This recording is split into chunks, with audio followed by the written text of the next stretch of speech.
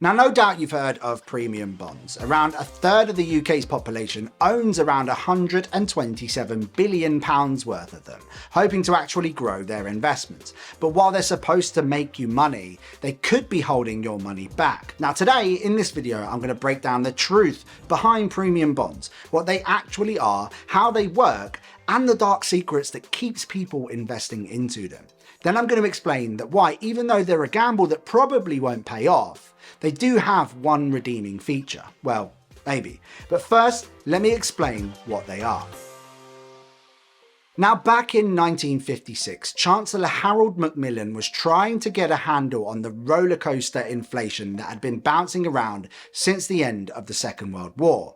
He realised that he needed to encourage people to save more, but he hadn't actually had much luck convincing them to hang on to their cash. Now, Macmillan spoke to the people at the National Savings and Investments, or ns&i, which was a government bank that had popped up during the Industrial Revolution to help people save. They managed and still manage a range of savings products that helped the government raise money, like the war bonds that people could buy during World War II. But because times were tough, people really didn't have much money to stash away into their savings accounts. But Macmillan and the ns&i team knew that people enjoyed a little bit of a gamble, so what they offered them was a prize for saving money. And so premium bonds were born. Now, premium bonds are kind of like a lottery where you put in some money and get a shot at winning a prize every month in return. Now, I'm going to dive into how likely you are to actually get a prize later, but just to give you an idea of how good the idea was, on day one, the government raked in £5 million from premium bonds. That's over 106 billion in today's money. As of January 2025, 24 million people, that's around about a third of the UK, have around £127 billion stashed away in premium bonds between them, and every opportunity that they have, every pound invested, gives them another shot at winning. Now, back when the average house cost around about £2,000, you could only invest £1, and the most you could win back then was £5,000. Nowadays, you can put anything in from £25 to up to 50 grand for the chance to win £1 million. Even if you don't snag that million, you could still win smaller prizes from £25 and upwards. Right from the get-go, the ns&i needed to show that everything was above board when it came to the prize draws. So they called in Harry Fenson and his assistant Tommy Flowers, the two engineering geniuses from Bletchley Park who built the computer that cracked the Enigma code in the Second World War. Now, they came up with something called the Electronic Random Number Indicator Equipment, or ERNI for short.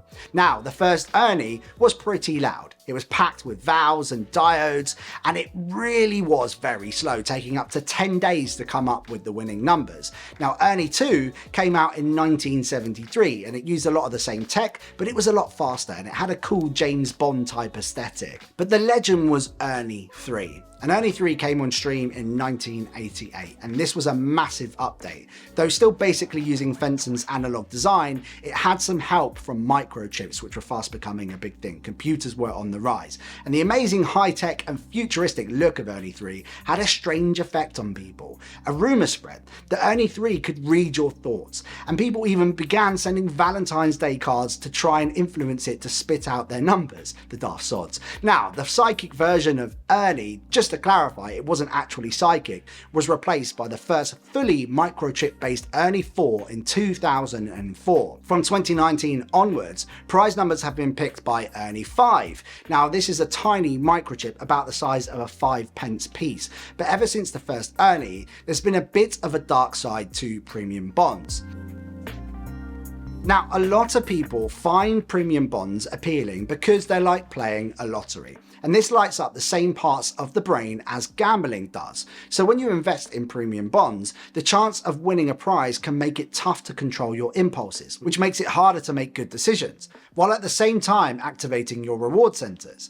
And it can get even worse if you win a smaller prize, like the £25, because your brain sees it as a near miss and gets you geared up for the next time. Now, the thing is, the odds of hitting the big prize are a little over 1 in 2.5 billion. Now, to put that into perspective, your chances of being struck by lightning are 1 in 15,300. And to add to that, Our chances of snagging £1 million on the UK's national lotto in any given week are around about 1 in 45 million. So you're actually 57 times more likely to win £1 million if you spend £2 playing the lotto.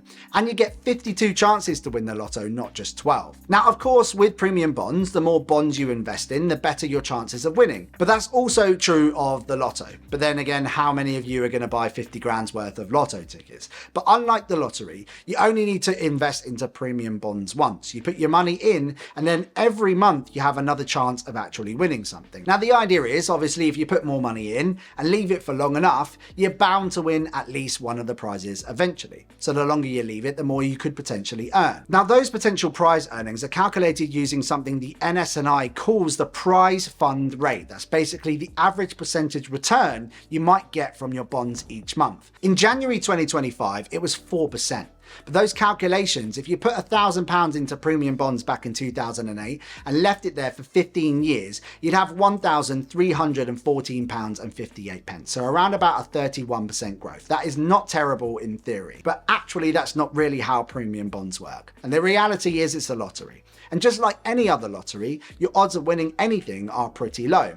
And if you lined up everyone who's invested £1,000 into premium bonds, only around about 40% of them will actually win something in any given month. So like any sort of gambling, there's a good chance you won't win anything ever at all, ever. Guys, and honestly, there are better things to do with your money, like putting it into a savings account or perhaps even the stock market. Back in 2008, if you had around £1,000 to save, you might have joined the record number of people that invested into cash ISAs for the first time that year.